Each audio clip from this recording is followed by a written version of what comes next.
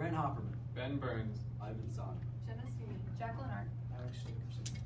The only town in a 40-mile radius of Area 51 is Rachel, Nevada, a town with a population of just 54 people. This is according to Donald R. Prothero, who received a master's degree in anthropology from California State University in the book UFOs, Chemtrails, and Aliens, What Science Says, published in 2019. Everyone in this room has wondered if there's truly alien technology in Area 51. Area 51 is only one of the many world phenomena with questions left unanswered. Phenomena around the world capture our attention in many ways. First, we will introduce Stonehenge. Second, we will talk about Easter Island. Third, we will discuss the Giza pyramids. Fourth, we will discuss the Bermuda Triangle.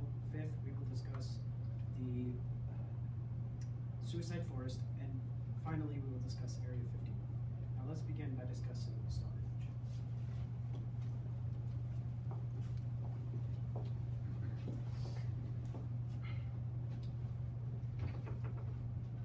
Stonehenge is a prehistoric rock monument located in Wiltshire, England. This fact is according to Sir Tom Lawrence, a University of Durham graduate with an honors degree in geography, published in the British Heritage Journals in 2016. There are many questions that Stonehenge baffles some minds of many historians. One of the questions that historians has about Stonehenge is that they do not know how it was formed. Stonehenge was first formed in the early Neolithic era, which is around 3000 BC. But Stonehenge was not built overnight. It took over 1,500 years and over 3 different phases to erect the monument.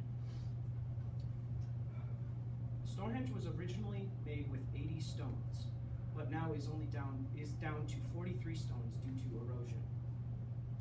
But the mystery is not with how many rocks there is, it's where the rocks come from. Now, the rocks, or more commonly known as bluestones, are not indigenous to the Wiltshire area. These rocks have been culminated from over 150 miles away from where Stonehenge is today. Now, the historians don't know how they got these heavy rocks to these spots, but most people believe that it was taken through local channels and carried by the people. Another theory that another thing they don't know how Stonehenge was made was that they don't know how they were able to make these henges or pits around Stonehenge. These pits are 3 feet wide and 3 feet deep and almost perfectly circular. These circles are more commonly known as Aubrey holes, named after John Aubrey. These holes surround Stonehenge and they surround it in a circle. And then on the outside of those rings, or on the outside of those circles, there is a giant ring that encompasses. This would almost be impossible without any sort of measurements. Another thing that the historians don't know is how, or what it was used for. A common theory that is a common guess on what it was used for is a burial site. According to Christine Willis, a PhD student in archaeology from the University College London, from Antiquity Journals published in 2016, bone fragments and pieces of human remains were found in these Aubrey holes, and nobody knows if these were used for important people of the time or priests or leaders, but we're never going to be able to know. Another theory on what it was used for is a temple. The temple that was thought to be used for is for the alignment of the sun. These people would come together 2 times a year and celebrate the alignment. Now that I've discussed Stonehenge, we will now talk about Easter Island. Easter Island is a remote volcanic island in the eastern Pacific Ocean. According to Megan Stein, who has a PhD in life sciences, from the book Where is Easter Island, published in September of 2017, Easter Island is located 2,000 miles west of South America. It is the most eastern outpost of the Polynesian islands. The native name of Easter Island is Rapa Nui, which was given to it by the natives, the Polynesians. How the Polynesian people got to Easter Island in the first place and their demise has brought up many questions to scientists today. According to Ethan Cochrane, an associate professor and who has a PhD in archaeology, from the book Mystery of Easter Island, published in May of 2018, states that the demise of the Rapa Nui natives was caused by infighting, which means that they fought each other until death, until their population didn't exist anymore. Much of Easter Island remains a mystery today because of the long journey that it takes to get there. On Easter Sunday of 1722, Jacob Roggeveen and his crew found Easter Island after searching for more than 8 months. Jacob Roggeveen is the commander of 3 Dutch ships that have been searching the South Pacific for places that have never been explored before.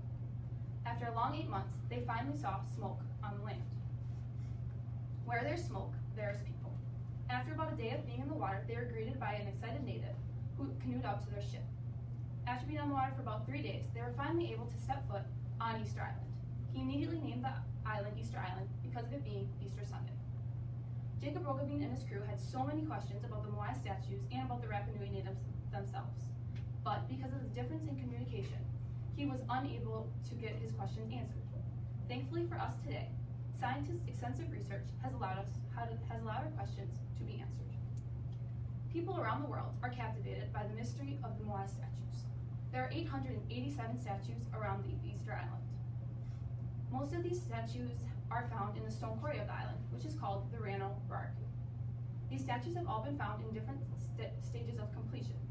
This shows that when they were mysteriously stopped, it wasn't because they were finished, but for some mystery that the scientists do not know today.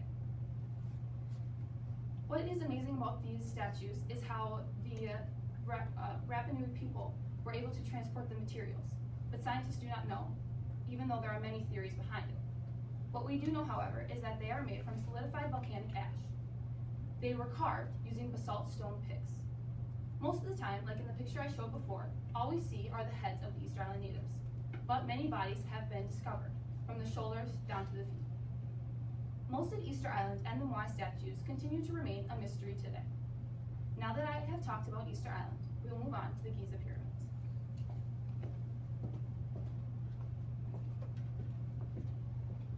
The Giza pyramids are the oldest of the 7 wonders of the world and the only ones to remain mostly intact. The monumental tombs were constructed over 4,500 years ago. There were 3 main pharaohs ruling during the time of the building of these pyramids. The first and largest pyramid to be built was the Great Pyramid, under the control of Pharaoh Khufu in 2550 BC. The second pyramid to be built, along with the Sphinx, was built by Pharaoh Khafre, built in 2520 BC. And the last pyramid to be built was by Pharaoh Menkaure in 2490 BC. The question still to this day is how these Egyptians were able to build these pyramids with unadvanced engineering and technology. There are a few suspicions to this. According to Sean Carrar, who has a PhD in geography in the Journal of Management of History, published in 2014, researchers have discovered in these pyramids that there are extravagant features like temples, palaces, and solar boat pits. Most of these things are still standing today. Another question is how they could reach the top of these pyramids without some sort of equipment. These pyramids range from 204 to 481 feet tall. They would have had to use advanced machinery to haul the equipment up the pyramids and build these features. Albert Spalding, who has a PhD in archaeology in the Journal of Archaeology and Cultural Systems, published in 2017, has found that these people were highly organized, had many resources available to them, and were backed by a strong central authority. They say that it is likely that surrounding cities in Egypt have contributed workers in exchange for some of these resources. It became a national project for them and a way to honor their pharaohs. They built waterways that channeled the Nile River directly towards the site of the construction of the pyramids, and they loaded the stones onto boats, which were then transported by a ramp system that hauled the equipment up the pyramids. Archaeologists also have found a journal from a man named Marer, who is thought to have been in control of transporting building materials to the construction site by boat. In his journal, he describes in detail about how the equipment was transported and his daily tasks as a worker. The pyramids of Giza and its fascinating past allows us to explore a long-lost world. Now that I have discussed the Giza pyramids, we will inform you about the Bermuda Triangle. For decades, the Bermuda Triangle has captured human imagination with its stories of mysterious disappearances. The Bermuda Triangle, also known as the Devil's Triangle, is a alleged place of many mysterious disappearances and theories surrounding said disappearances. According to Bill Norrington, who is a master's degree in geography from the UCSB Geography Journal, published in July 2018, the Bermuda Triangle is a 500,000 to 1,500,000 square mile region which encompasses Bermuda, Puerto Rico, and Miami. The name Bermuda Triangle doesn't appear in any official maps, hence the varying size, but reports of unexplained disappearances in its nickname date back to the mid-19th century. According to Neil Jacobs, who is a doctorate in atmospheric sciences from the National Oceanic and Atmospheric Administration Journal, published in January 2016, it is estimated that over 2,000 ships, 75 planes, and the entirety of the vehicle's crews have all disappeared. Flight 19, which consisted of 5 Avenger planes and 14 crewmen, disappeared on an afternoon of December 1945. In response to Flight 19, the U.S. Navy sent out 2 Martin Marietta planes to search for them. But after an extensive search, only one returned and the other was lost along with its 13 crew.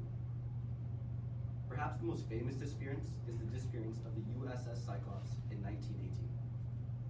The USS Cyclops was a 542-foot-long naval cargo ship that had a passenger total of 306. It was on its way to Maryland from Brazil, but it never returned. It never arrived. There was no received distress call, and there was no wreckage found to this day. It remains the single largest loss of life in U.S. naval history not involved in combat. A more recent disappearance occurred in May 15, 2017. A Manhattan CEO and her family were flying in a plane and were lost over the Bermuda Triangle. And now, after 2 days, no wreckage was found except for 2 small pieces of the left wing. As for the passengers and the rest of the plane, none of them have been found to this day. There are many theories such as extraterrestrial abduction to the lost city of Atlantis to explain these disappearances. There are also science-backed explanations such as methane gas bursts in oceanic sediments or the strange geomagnetic field that encompasses the Bermuda Triangle. This geomagnetic field can disrupt navigation systems and shows a true north than rather a magnetic north. But the most probable theory is a mix of weather patterns and human fallibility. Most Atlantic storms and hurricanes pass through the Bermuda Triangle region. And in days prior to improved weather forecasting, these storms claimed many ships and planes, and many other lives lost. The Atlantic Gulf Stream is a warm and swift current in the Atlantic Ocean, and it can cause rapid and sometimes violent changes in weather. And in truth, there is no evidence that mysterious disappearances happen in the Bermuda Triangle in any greater frequency compared to any other large, well-traveled area of the ocean. The actual amount of disappearances in the Bermuda Triangle is relatively insignificant compared to the amount of ships and planes that pass through the area on a regular basis. So in truth, there is really no mystery about the Bermuda Triangle except human imagination. Now that I discussed the Bermuda Triangle, we will inform you about the suicide forest.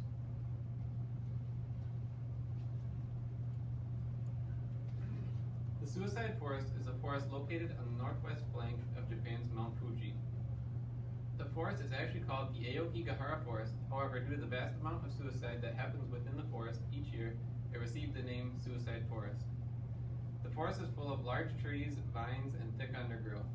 The tree's canopy is so thick that there are very few spots where sunlight actually shines through, causing it to be very dark even during the daytime. The floor of the forest is made up of volcanic rock from Mount Fuji's last eruption. This rock has small pores in it which dampen the sound, causing the forest to be very quiet. The official number of suicides in the forest has not been released since 2010 due to public officials trying to clean the forest's name of death and get people to stop associating it with suicide. According to Bingtang Handiani, the head of undergraduate study programs at the Bali International College of Tourism In the book Gazing at Death, published in 2016, stated that in 2010 there were over 200 people who attempted suicide in the suicide forest. Of those 200 people, 54 unfortunately succeeded in their attempt. Since 1970, there have been monthly body searches that are conducted throughout the forest by volunteer firefighters and police officers. Over the years, there have been many different attempts to try and curb the amount of suicide that happens within the forest. The first of those attempts was to post security cameras at the entrances of the forest so they could see the individuals who went into the forest and never came back out. Local officials have also put signs throughout the forest in order to get individuals to reconsider before they commit suicide. These signs usually say, remind the visitors of their family and friends and the things they have in their life. Other things they have done are increase the height of bridge rails, trained officials to talk to potentially suicidal visitors, increase police officers at the entrances of the forest, and they discourage movies and TV shows about the forest and about suicide in the forest. They have done all these attempts, still the number of suicides still goes up. According to Alfred G. Killalea, a professor of political science at the University of Rhode Island, in the book Confronting Death, published in 2014, stated that suicide death rates in modern countries has been on a decline since between 1995 and 2010 in every country except South Korea and Japan. In Japan in particular, it has gone up 20% in those years. This is mostly linked to an economic crisis that Japan faced in the late 90s. Many believe the cause of the suicides in the forest is because of a book that was published in 1960. In the end of this book, the story's two main lovers go into the forest and they commit suicide. However, they had found bodies in the forest as early as the 1950s, before the book had even come out. The true reason why people started committing suicide in the suicide forest still remains a mystery. Now that I have told you about the suicide forest, we will talk about Area 51.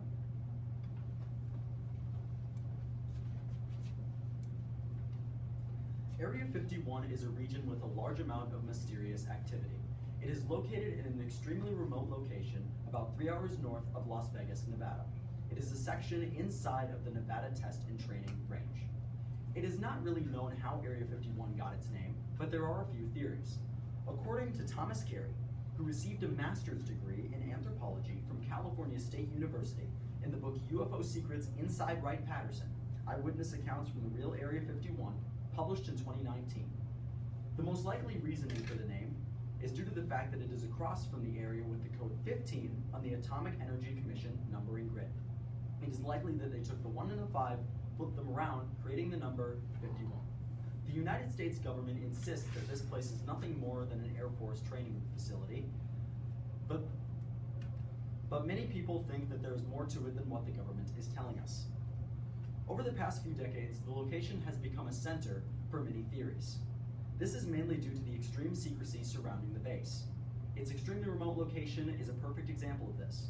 There are almost no towns around the region, and the only paved road where the area is even slightly visible is at the region's highest point. Within 30 miles of the Area 51, there are many signs, such as this one, telling people to turn around and to not go any farther. Furthermore, the Central Intelligence Agency did not even acknowledge the existence of the base until 2013, after the passing of the Freedom of Information Act. All of these things have caused the public to have their own ideas about what exactly goes on at Area 51. The most popular theory is that UFO tests and studies take place at this facility. Many UFO enthusiasts believe that alien technology has already been discovered and is worked on behind the scenes at Area 51. The existence of a place called Hangar 18 has been endlessly debated among conspiracy theorists. Hangar 18 is a theorized location that contains classified alien technology. The government has denied the existence of anything even resembling Hangar 18, but public citizens have repeatedly given clues that may hint to the actual location of Hangar 18. In fact, those who have seen Area 51 from an aerial view say that there's a suspicious building that could be the location of Hangar 18. It is impossible for us to truly know what happens at Area 51 until we receive government confirmation. However, as far as we know now, it is just simply a United States Air Force facility. However, it will likely remain the center for many theories and questions for decades to come.